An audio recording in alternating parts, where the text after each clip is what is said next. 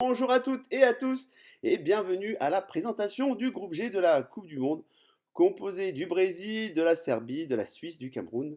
Ça sent bon l'exotisme, tout ça. On va se régaler dans ce groupe. Au programme, analyse des équipes et propositions de paris sportifs à la fin de la vidéo, si bien sûr je vois d'éventuels bons coups à faire. Avant cela, si vous n'avez pas suivi la présentation du groupe F, je vous invite à aller la voir en cliquant sur le lien qui va apparaître à l'écran. Vous verrez ce que j'ai donné déjà comme pronostic pour ce groupe F. Et pour ce grand événement, qu'est la Coupe du Monde de football, nous avons mis en place exceptionnellement le CRFC-, un kit que nous avons appelé Tacler les books. Ce ne sont pas moins de 7 outils exclusifs qui vous aideront à maximiser votre réussite durant cette Coupe du Monde, comme par exemple le premier outil qui vous fera économiser de l'argent et du temps en évitant de faire les deux erreurs catastrophiques commises par les joueurs qui parient sur le football et bien sûr les solutions pour y remédier. Alors pour les plus curieux, parce que je sais que certains d'entre vous le sont, et les plus pressés, je vous invite à aller voir le lien en description sous cette vidéo, vous ne serez pas déçus, et en plus c'est gratuit. Allez, pour ceux qui ont déjà suivi les vidéos de présentation des groupes précédents, c'est parti pour le groupe G, et je commence honneur à l'Afrique. Bien sûr, si je vous dis Roger Mila, Rigobert Song, sélectionneur actuel, donc c'est une petite piste, Marc-Vivien Foé, donc petite pensée pour lui décéder tragiquement, pour ceux qui s'en rappellent, en faisant son métier de footballeur d'une crise cardiaque. Voilà, tout le monde n'a pas la chance d'Eriksen, qui a eu à peu près la même chose avec Danemark, mais qui lui s'en est tiré. Et pour les plus jeunes, si je vous dis Eto'o, je vais parler bien sûr du Cameroun. Alors les Lions indomptables sont depuis quelques années un petit peu plus dociles, on va dire. Le quart de finale des années 1990 aujourd'hui est assez loin. Alors ils sont passés par un fabuleux barrage contre l'Algérie. Personnellement, je l'ai vu, où ils gagnent après prolongation 1-2 en Algérie. C'était quelque chose de fou. Les Algériens pensaient être qualifiés, et puis dans les arrêts de jeu, bah voilà. Ce fut le Cameroun. L'arbitrage, je ne vais pas en parler ici, même si les Algériens auraient des choses à redire. Bref, c'est le Cameroun, voilà, qui de toute façon est au mondial. Alors avec notamment des joueurs talentueux, hein. Bon, alors je vais le présenter, mais Eric Choupo-Moting, pour ceux qui suivent un peu le PSG et maintenant le Bayern de Munich, bah, il retrouve un petit peu une seconde jeunesse là-bas. Vous avez aussi Anguissa de Naples, voilà, il est monstrueux au milieu en Serie A, et il en est pour beaucoup, hein, pour les résultats de Naples en ce moment.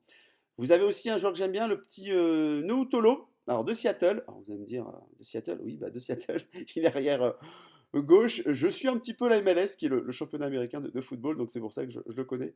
Il y a de la qualité, hein, même si je trouve que tactiquement, le Cameroun bon, voilà, laisse parfois à désirer, comme parfois les équipes africaines, même si ça a tendance à s'améliorer. Au niveau gardien de but, voilà, je suis toujours un petit point gardien de but. Vous avez Onana, l'ancien gardien de l'Ajax d'Amsterdam, maintenant à l'Inter de Milan, à l'Inter Milan, pardon, excusez-moi pour les puristes. Et rien qu'à l'évocation de ces deux clubs, bon, voilà, vous voyez qu'au niveau gardien de but, c'est assez costaud. Mais, parce qu'il y a un mais, voilà, c'est la forme du moment. Avec les Camerounais, que je dirais, elle est un petit peu questionnable, comme on dit en anglais, questionnable. Défaite contre l'Ouzbékistan, et avec le respect que j'ai, hein, pour les Ouzbeks, voilà. C'est pas d'un niveau énorme au niveau mondial. Et contre la Corée du Sud, pareil, voilà, ils ont perdu. Bon, Corée du Sud, c'est quand même d'un autre niveau. Et petit match nul, 1-1 contre la Jamaïque. Bon, voilà, on va dire que pour moi, je trouve que c'est trop peu. Et en plus, ils sont dans un groupe qui pardonnera rien. Voilà, aucune des trois autres équipes ne semble plus faible que le Cameroun, malheureusement. Justement, voilà, passons maintenant, allons à l'est de l'Europe. On va aller en Serbie. Alors, comme je dis toujours, si l'ex-Yougoslavie existait encore aujourd'hui, il y aurait de quoi avoir peur, parce que voilà, l'ex-Yougoslavie, il y avait la Slovénie, la Croatie, la Bosnie, Herzégovine, le Monténégro, donc la Serbie, la Macédoine du Nord et aussi le Kosovo. Bon, bonjour les dégâts, hein. À l'époque, les Yougoslaves, c'était quand même quelque chose. Heureusement pour les Suisses et les Brésiliens, ce n'est que la Serbie. Et quand je dis que la Serbie, je fais exprès, bien sûr, car attention aux Serbes. Ils ont fini devant le Portugal, pardon, et l'Irlande en qualification. Et au vu de l'effectif, il n'y a rien d'étonnant en défense. C'est costaud. Mitrovic, Milinkovic, qui sont vraiment excellents du côté de l'Espagne à Retafe et à la Fiorentina en Italie. Au milieu, vous avez Milinkovic-Savic, qui a été convoité par les plus grands en Europe. D'ailleurs, PSG était dessus, je crois, l'année dernière. Il fait la loi, hein, épaulé par Kostic sur l'aile, qui est un joueur de la Juventus de Turin, coéquipier de Rabiot. Et devant, vous avez le duo, hein, fabuleux duo Mitrovic-Vlahovic, qui fait des étincelles positionné juste devant Papy Tadic, comme je l'appelle, de l'Ajax Amsterdam, toujours là dans les grands rendez-vous. Petit bémol, voilà, il y a toujours quelque chose, hein, un peu comme en équipe de France en ce moment, bien sûr. Mitrovic de Fulham et Vlahovic de la Juve, donc les deux points de devant, ont été blessés. Donc attention à leur forme physique parce que je pense que cette année, les équipes qui iront loin, je pense que c'est celles qui auront le plus de fraîcheur et qui seront dans un état physique irréprochable. Donc attention à ça. Niveau gardien de but, c'est Rajkovic de Majorque en Espagne. C'est lui le gardien du temple, comme je peux dire. Voilà, c'est un bon gardien, il fera le travail, pas de souci. Niveau forme du moment, tout va bien pour eux. Voilà, ils vous remercient de vous inquiéter pour eux. Premier de leur groupe en Ligue B, dans la Ligue des Nations. Ils vont être promus, ils vont monter dans les groupes A l'année prochaine. Il y a 4 groupes. La France fait partie de ces groupes-là. On a eu chaud au fait cette année, mais on est resté dans les groupes A. Donc attention hein, à la Serbie, c'est comme une nation montante en Europe. Alors, j'aurais pu parler d'abord de la Suisse. Voilà, Suisse-Serbie, je ne savais pas trop lequel présenter en premier, parce que pour moi, c'est des équipes qui sont d'un niveau à peu près équivalent. Donc c'est pour ça que je vais vous parler de la Suisse maintenant. On va dire que, mine de rien, hein, nos voisins helvétiques ont bien grandi depuis des années. C'est la 5e Coupe du Monde d'affilée. Bon, ils nous ont fait mal hein, lors de dernier Euro, je ne vais pas y revenir.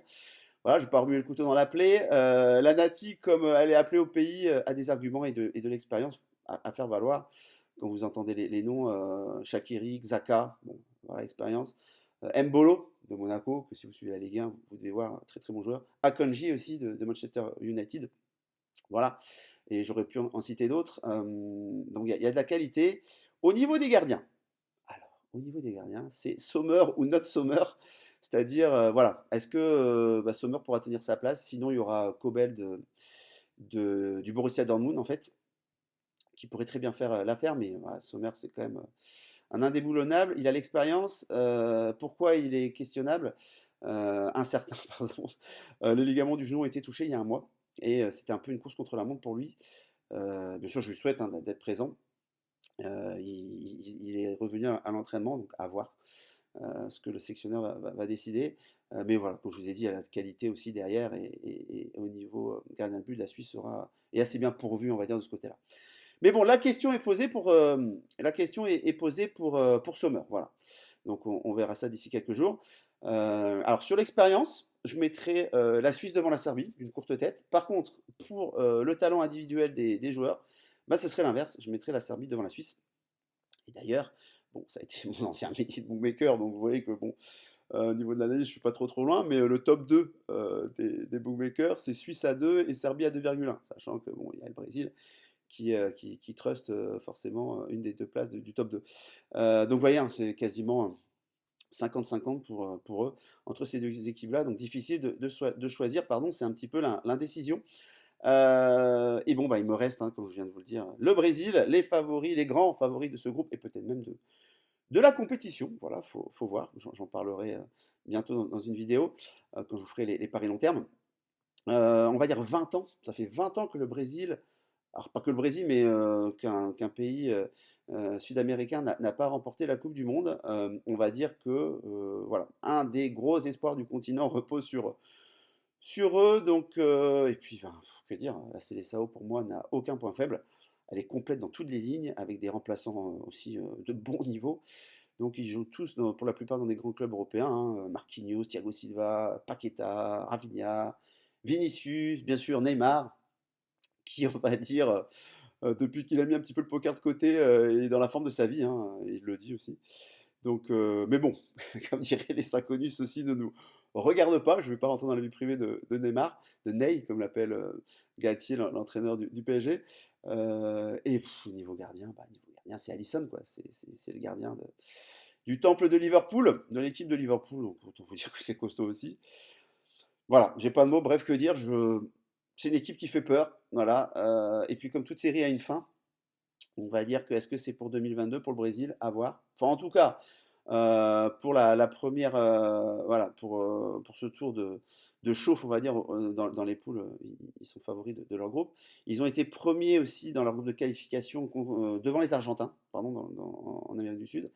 Et puis la forme du moment, ils sont excellents, quoi. Ils ont marqué 14 buts et 2 buts encaissés sur les 4 derniers matchs. Ils ont mis dernier match 5-1 à la Tunisie. Tunisie qu'on va rencontrer, et je peux vous dire qu'on leur mettra jamais 5-1. Ça, c'est une évidence. Donc voilà, les Oriverdés, comme on les appelle, peuvent nourrir de grandes ambitions, je pense. Et cela va commencer par ce groupe G. Voilà, niveau paris sportif. Alors, niveau paris sportif, je sais que vous attendez ça avec impatience. Je ne vais pas vous le cacher, je vais vous le dire tout de suite. J'ai vraiment rien trouvé, mais vraiment rien ne m'inspire.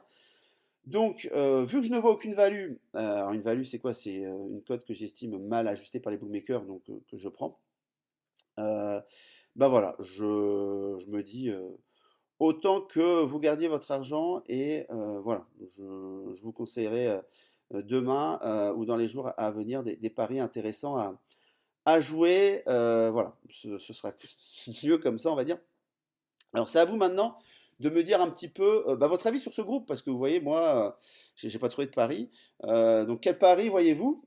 Essayez d'argumenter, peut-être que vous allez me convaincre et je pourrai en parler dans la prochaine vidéo. N'hésitez pas aussi à faire des commentaires, j'aime bien lire et vous répondre. Et je vous rappelle aussi que vous avez le lien dans la description sous la vidéo bah, pour obtenir en fait le kit spécial événement Coupe du Monde Tacler les Bookmakers où vous aurez accès aux 7 outils exclusifs et gratuits développés par le CEREPS et moi-même. Sachez aussi que je vous donnerai des PLT, comme j'appelle ça, c'est ma spécialité, des paris long terme à la fin de la présentation des 8 groupes. Et donc on y arrive, hein, voilà, donc restez bien attentifs. Et n'hésitez pas non plus à partager la vidéo si elle vous a plu, mettez un pouce bleu et la petite croix des notifications.